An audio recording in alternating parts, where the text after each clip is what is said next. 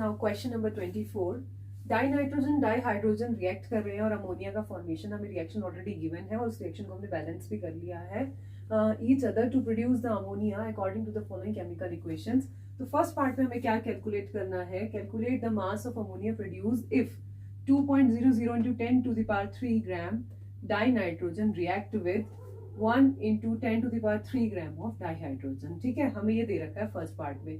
तो first part से I think ये क्लियर हो जाएगा हमारा which one is a limiting reagent and which one is a access reagent. तो सबसे पहले तो रिएक्शन हमें क्या बताती है, रिएक्शन हमें 2 पॉइंट्स बताती है। पहला क्या बताती है, 1 mole of N2 react with 2 mole of H2।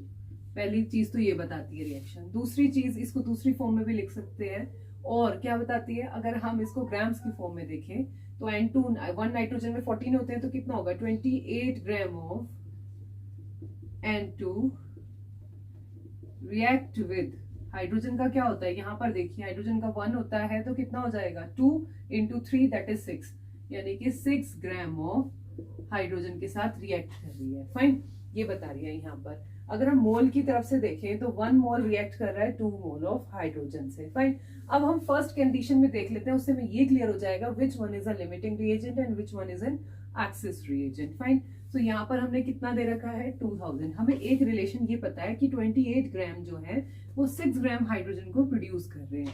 Fine, हमें इतना पता है तो हम 2000 लिख सकते हैं इसको, 10 to the पावर में ना लिख के 2000 grams of N2 dinitrogen react with hydrogen. कितने हाइड्रोजन के साथ रिएक्ट करेगा, देख लीजिए कितने के साथ करेगा, 2000 into 6/28।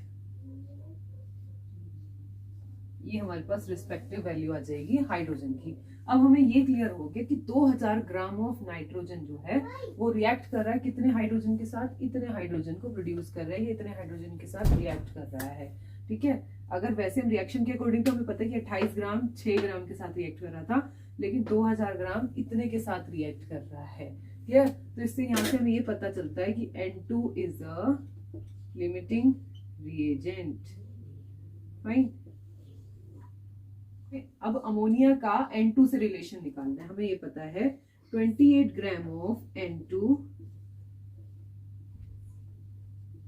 प्रोड्यूस, अमोनिया का एक बार देख लेते हैं, molar mass of ammonia, nitrogen का कितना 14 प्लस 1 into 3 17, लेकिन into 2 भी करेंगे क्योंकि यहाँ पर 2 हो रहा है, 34 ग्राम आ रहा है। फाइन, तो हमें ये पता चल गया कि 28 ग्राम नाइट्रोजन जो है वो प्रोड्यूस कर रहा है कितना, 34 ग्राम ऑफ अमोनिया। तो 2000 कितना करेगा, बहुत इजी है, 2000 gram of ammonia produce, 34 into 2000 upon 28। Clear, ये तो वैल्यू आएगी 2428.5 ग्राम। फाइन, ये हमारे पास कैल वैल्यू आ गई फर्स्ट पार्ट का। तो हमारा फर्स्ट पार्ट तो बहुत अच्छे से सॉल्व हो चुका है। एक बार हम दोबारा भी देख लेते हैं। सबसे पहले हमें क्या निकालना था, अमोनिया का निकालना था कि कितना अमोनिया, कितने ग्राम ऑफ अमोनिया प्रोड्यूस कर रहा है 2000 ग्राम ऑफ डाइनाइट्रोजन या फिर 1000 ग्राम ऑफ डाइहाइड्रोजन। पहली बात तो हमें रिएक्शन को स्टडी करने के बाद ये पता चला कि जो हमारा डाई नाइट्रोजन है वही हमारा क्या है, लिमिटिंग रिएजेंट का काम कर रहा है। तो इसलिए सबसे पहले हमने अमोनिया का क्या निकाला, molar mass that is 34 grams निकाला, और हमें N2 पता चल गया तो N2 से NH3 का रिलेशन निकालिए, क्योंकि हम लिमिटिंग रिएजेंट डिसाइड करता है क्या डिसाइड करता है, formation of the product, final product formation में सबसे बड़ा रोल किसका है, लिमिटिंग रिएजेंट का, जो कि क्या है N2 is a limiting reagent. तो हमें यहाँ से क्लियर हो गया कि 28 ग्राम 34 ग्राम ऑफ NH3 को प्रोड्यूस कर रहा है, 2000 कितना प्रोड्यूस करेगा, इतना प्रोड्यूस करेगा, and that's clear I think. Now second part देखिए, हमसे सेकेंड पार्ट में पूछा है will any of the two reactants will remain unchange. Yes, कौन अनचेंज रहेगा, dihydrogen, H2 remain unchange.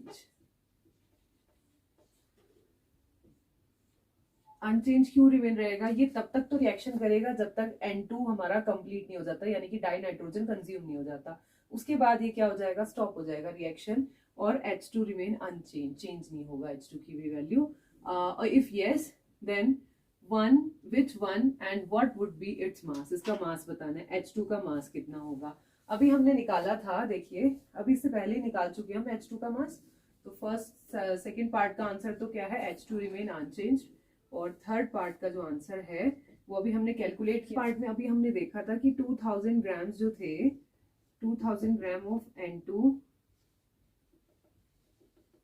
Produce 428.6 gram of H2 को प्रोड्यूस कर रहा था। हमें ये फर्स्ट पार्ट से ही क्लियर हुआ था कि 2000 ग्राम ऑफ N2 कितना प्रोड्यूस कर रहा था? इतने ग्राम ऑफ H2 प्रोड्यूस कर रहा था। और वैसे हमें एक रिएक्शन में दे भी रखा था कि टोटल कितने थे? 1000 ग्राम थे, 1000 ग्राम ऑफ H2 थे।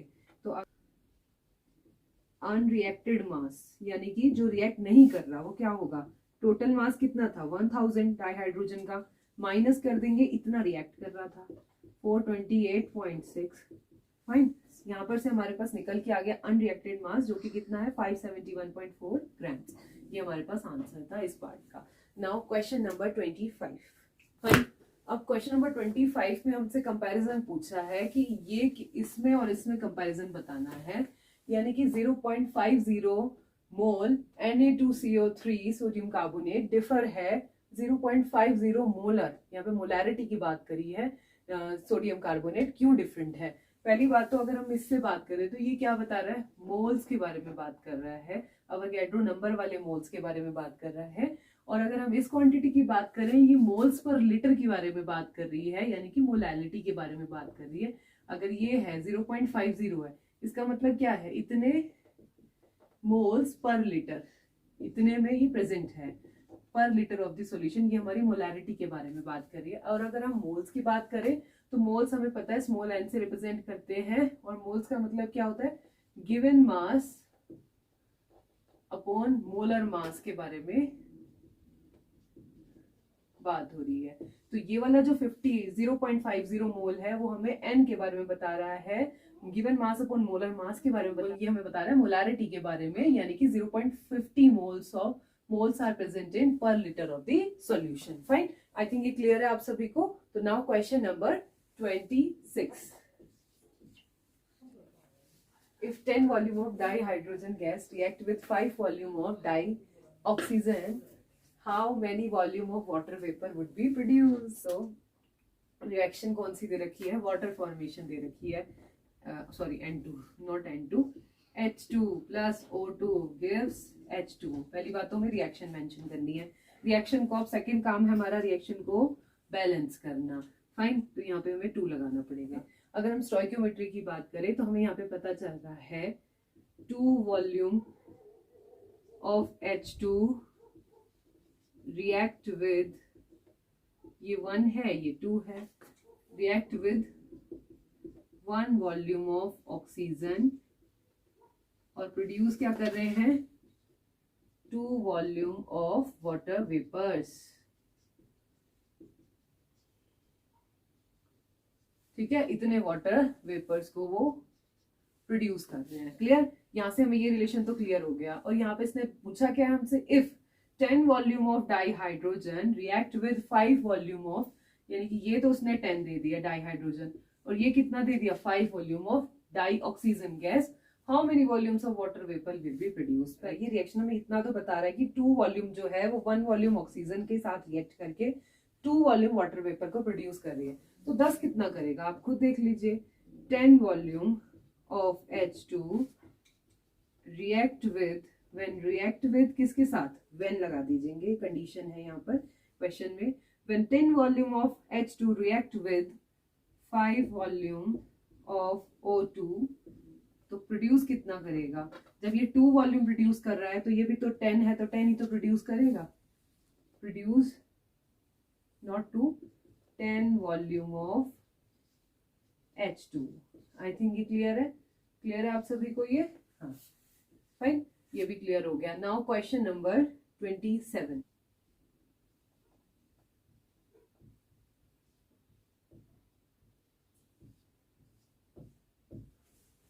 फाइन।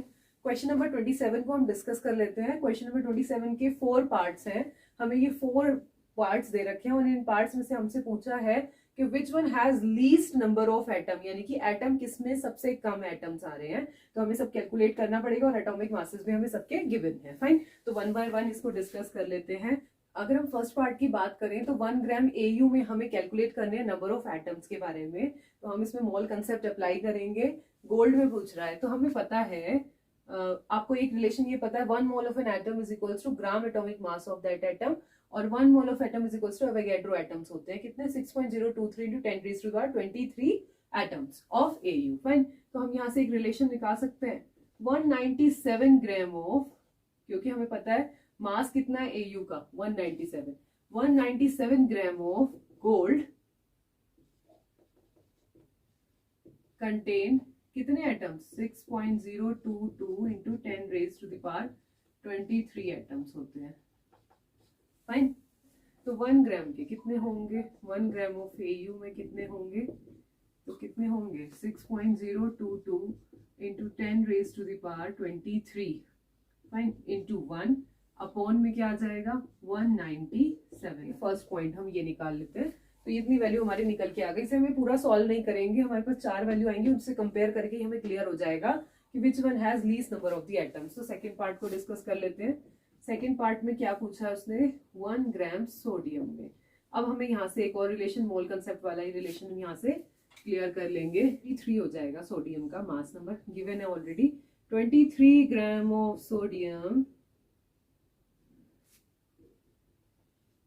कंटेन। अगर मोल कंसेप्ट इसमें अप्लाई करें तो हमें पता है gram molecular mass of the atom is equals to Avogadro number which is 6.022 into 10 raised to the power 23 atom. तो 23 gram of sodium contain 6.022 into 10 raised to the power 23 atoms. कितने atoms निकालता है, हमसे पूछा क्या है 1 ग्राम कितना निकालेगा। तो 1 ग्राम के लिए क्या करेंगे, डिवाइड कर देंगे किससे, 23 से, 23 इतने एटम्स। ठीक है, ये हमारी सेकेंड इक्वेशन आ गई। फाइन, अब हम निकालते हैं इक्वेशन थर्ड पार्ट निकाल लेते हैं। थर्ड पार्ट में उसने कितना बोला है 1 ग्राम ऑफ लिथियम। हमें एक चीज क्लियरली पता है कि लिथियम में भी अगर हम रिलेशन लगाएं तो 7 ग्राम ऑफ लिथियम कंटेन कितने atoms, 6.022 into 10 raised to the power 23 atoms. Fine, तो अब हमारे पास 1 ग्राम में कितने होंगे, क्या करेंगे 6.022 into 10 raised to the power 23 को 7 से डिवाइड कर देंगे, इतने एटम्स आ जाएंगे। ये आ गई क्वेश्चन नंबर 3। फाइन, जो हमारा फोर्थ पार्ट है वो क्या है, 1 ग्राम ऑफ क्लोरीन। अब यहाँ से भी रिलेशन देख लेते हैं। 35.5 ग्राम ऑफ क्लोरीन कंटेन कितना, Cl2 contain 6.022 into 10 raised to the power 23 atom. Fine, इतने एटम कंटेन करता है। क्लियर, अब पूछा 1 ग्राम कितना करेगा, तो 1 gram of chlorine is equals to 6.022 into 10 raised to the power 23 upon 35.5। ठीक है, इतने एटम्स ये कंसिडर करेगा। अब देख लीजिए, नीचे जितनी ही बड़ी वैल्यू होगी डिवाइड होकर उतनी छोटी वैल्यू आएगी, लेकिन ऊपर का अगर आप बात करें तो ऊपर जो है सब में वैल्यू जो है वो सेम है, विच इज एवोगैड्रो नंबर ही। यहाँ पर देखिए, अगर हम बात करें लीस्ट नंबर ऑफ एटम की, तो लीस्ट नंबर ऑफ एटम तो हमारे किसके आएंगे, गोल्ड के आएंगे। क्लियर, क्योंकि यहाँ पर जो न्यूमरेटर डिनोमिनेटर में जो वैल्यू है वो सबसे ज्यादा है। जितनी ज्यादा वैल्यू डिनोमिनेटर में होगी तो न्यूमरेटर की डिवाइड करने के बाद वैल्यू और कम आएगी। फाइन, तो अगर लीस्ट की बात करें तो लीस्ट की बात में तो हमारा लीस्ट में तो आएगा व्हाट, लीस्ट में हमारा AU एटम आंसर आएगा। फाइन, लेकिन अगर हम बात करें लार्जेस्ट एटम की बात करें तो लार्जेस्ट में देखिए सबसे स्मॉलेस्ट वैल्यू किस में है, लिथियम में है। यानी कि यहाँ पर जो है डिनोमिनेटर में हमें 7 दिया हुआ है, तो ये वैल्यू सबसे ही ज्यादा हाईएस्ट आने वाली है कंपेयर टू अदर्स। तो इसलिए ये भी हमारा क्या हो जाएगा, लार्जेस्ट नंबर ऑफ एटम होंगे, नंबर ऑफ एटम। तो अगर लार्जेस्ट पूछा है तो हमारा होगा लिथियम आंसर, और अगर लीस्ट पूछा है तो हमारा AU होगा यानी कि गोल्ड। लार्जेस्ट पूछा है इसलिए lithium is the answer. Fine, clear. Now question number 27, क्योंकि ये हमने जो डिस्कस कर लिया, दिस इज क्वेश्चन नंबर 28। अब हम डिस्कस करते हैं question number 27। Fine, question number 27 को डिस्कस कर लेते हैं। तो इट हैज 3 पार्ट्स, 3 पार्ट्स में, और तीनों क्वेश्चन जो है वो किसके हैं, यूनिट कन्वर्जन के क्वेश्चन है। मैं इसकी बेसिक SI यूनिट्स में इनको कन्वर्ट करना है। अब ये देखिए यहाँ पर कितना दे रखा है, पिकोमीटर में दे रखा है। आपको पता है एक चीज कि 1 picometre is equals to 10 to the power -12 metre. तो क्वेश्चन में क्या होगा, 28.7 इंटू 10 to the power -12 हो जाएगा। फाइन, इस वैल्यू को हम यहाँ शिफ्ट कर देंगे। इस वैल्यू को जैसे हम इधर शिफ्ट करेंगे, क्योंकि स्टैंडर्ड फॉर्म में अगर हमें बेसिक यूनिट्स को फॉर्म करना है तो स्टैंडर्ड फॉर्म लगानी पड़ेगी, यानी कि 2.87 into 10 raised to the power कितना हो जाएगा, -11 हो जाएगा। क्लियर, इतना आंसर आ गया। और अब हम बात करते हैं सेकेंड पार्ट की। हमें एक रिलेशन पता है, 1 microsecond is equals to 10 to the power -6 seconds. Fine, हमने इस रिलेशन को अप्लाई करना है। Just 1.15 into 10 raised to the power -6 seconds में आ जाएगा, और इसको मोर बेसिक फॉर्म में कन्वर्ट करेंगे, 15 into 10 raised to the power -5 seconds आ जाएगा। क्लियर, ये आंसर क्लियर हो गया। Now third part, 1 gram is equals to 1000 milligrams. Fine, तो सबसे पहले तो हम इसे ग्राम में करेंगे और ग्राम के बाद हम इसे किलोग्राम में करेंगे। तो आप ये देखिए, इसको कैसे लिख सकते हैं, 25365 इंटू मिलीग्राम में दे रखा है हमें, तो हम क्या लिखेंगे, 1 ग्राम अपॉन 1000 मिलीग्राम इंटू, हमें पता है 1 kg is equals to 1000 grams होता है। फाइन, हमें पता है, वेल नोन रिलेशन है ये। तो उसके बाद हमें केजी में ही आंसर देना है।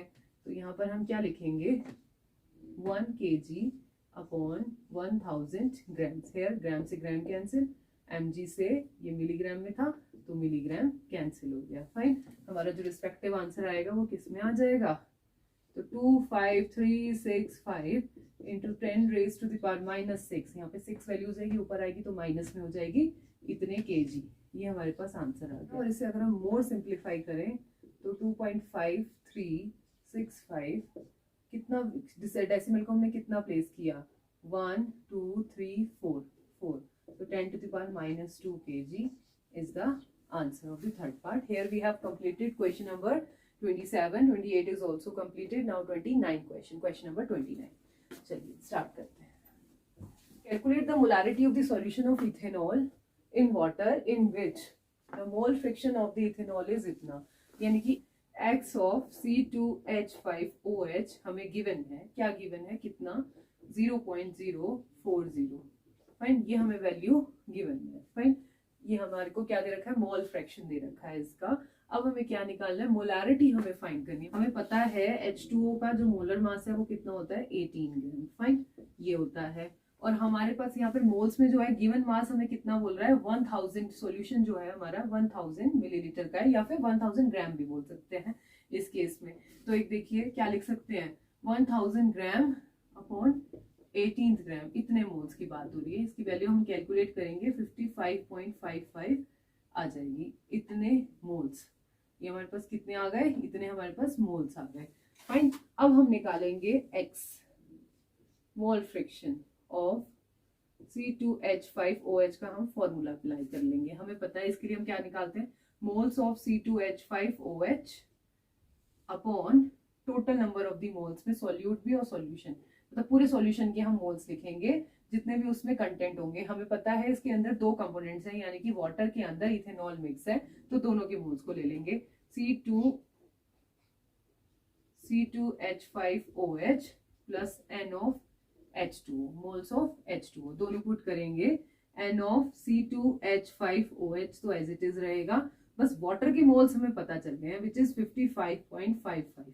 Fine, plus N of C2H5OH, बस इसे ही हमें पूरी क्वेश्चन को सॉर्ट आउट करना है। और इसकी वैल्यू हमें ऑलरेडी गिवन है, विच इज 0.040, है ना, एंड मल्टीप्लाई में n into C2H5OH plus 55.55 is equals to n of C2H5OH moles of ethanol. Clear.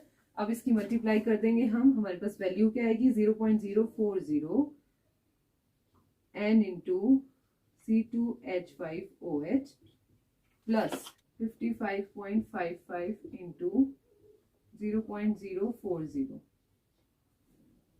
Is equals to n C2H5OH। Clear. अब हम क्या करेंगे, इथेनॉल जिसमें मोल्स है हमारे उसको अलग कर लेंगे और ये कॉमन वैल्यू अलग कर लेंगे। अगर इसमें हम कॉमन ले वैल्यू तो हमें पता है ये क्या आ जाएगा NC2H5OH, इसमें क्या हो जाएगा 1 माइनस 0.040। क्लियर। और ये वैल्यू हमने 55.55 0.040 इसको माइनस करें तो कितनी आ जाएगी 0.960, ये हमारे पास वैल्यू आ जाएगी। और जब हम इस पूरी वैल्यू को सॉल्व करेंगे तो आपके पास वैल्यू आ जाएगी 2.3 मोल आ जाएगी। क्लियर है आई थिंक ये। तो कुछ भी नहीं, हमें क्वेश्चंस में वैल्यूज दी हुई थी और हमने वैल्यूज को पुट किया और कैलकुलेट किया तो हमारे पास 2.3 मोल आ गया हमारे पास मोलैरिटी। फाइन। इतने moles in 1000 millilitre of the solution. Fine. Clear है आई थिंक। तो let us discuss question number 30। Question number 30 में हमें क्या पूछा है, what will be the mass of 1 C12 atom in grams. Fine.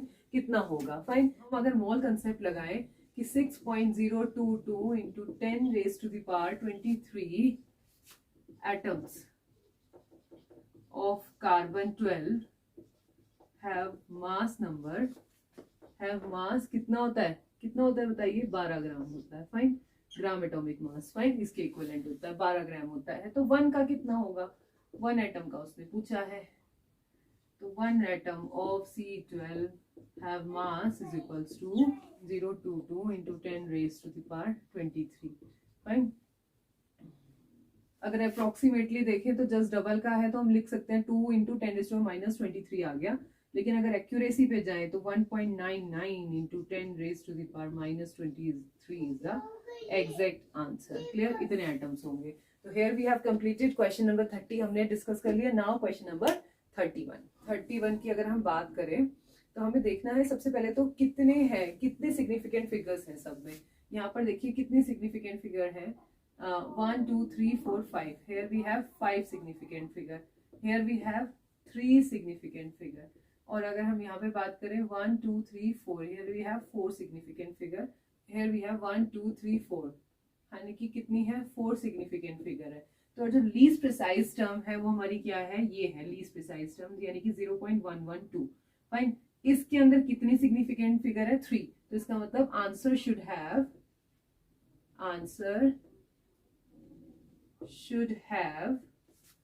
3 significant figure होंगी answer के अंदर। तो यही हुआ फर्स्ट पार्ट का आंसर। यानी कि आपको पूरा सॉल्व करने की जरूरत नहीं है। अगर आपसे पूछा है ना कि कितनी सिग्निफिकेंट फिगर है तो आप क्या करेंगे, लीस्ट प्रिसाइज टर्म को देखेंगे, उसमें देखेंगे कितनी सिग्निफिकेंट फिगर है, वही हमारे आंसर की सिग्निफिकेंट फिगर होगी। क्लियर है आई थिंक। ठीक है। उसके बाद सेकंड पार्ट में देखते हैं। अगर हम एडिशन की बात करें तो एडिशन से पहले एक बार मल्टीप्लिकेशन की बात कर रहे हैं। जब मल्टीप्लिकेशन करते हैं तो 5 को तो एज इट इज छोड़ दीजिए। सेकंड टर्म में देखिए कितनी है 1 2 3 4 सिग्निफिकेंट फिगर है। तो answer should have the 4 significant figure ही होगी आंसर में। फाइन। अगर हम सेकंड पार्ट की बात करें तो एडिशन में हम क्या देखते हैं, least number of decimal place, यानी कि डेसिमल प्लेस जिसमें सबसे कम वैल्यू तक आए, यानी कि least number of decimal place ही हमें किसके बारे में बताता है कि answer should have the significant figure, how much significant figure, यही हमें बताता है। अगर least number of decimal place यानी कि 1 2 3 4, यहाँ पे 4 डेसिमल प्लेस तक है, यहाँ पे भी यही है 1 2 3 और 4, ये भी 4 प्लेस के बाद डेसिमल आ रहा है 1 2 3 और 4, तो सब में सेम ही है यहाँ पर, यानी कि 4th प्लेस तक आ रहा है, यानी कि answer should have 4 significant figure. Fine. Significant figure कितनी होगी आंसर के पास 4 होगी। हेयर इज 3, यहाँ पे 3 आएगा और यहाँ पर कितनी होगी 4 ही सिग्निफिकेंट फिगर होगी। क्लियर है आई थिंक। तो जब हम एडिशन की बात करते हैं हम डेसिमल प्लेस को काउंट करते हैं। यहाँ पर हमने किसको करा है, सिग्निफिकेंट और लीस्ट प्रिसाइज टर्म, यानी कि इसमें हम सिग्निफिकेंट फिगर सबकी काउंट करेंगे डिवाइड में, और जिसमें सबसे कम सिग्निफिकेंट फिगर वैल्यू आएगी यानी कि 3 आ रही है यहाँ पर लीस्ट, तो answer should have the three significant figure.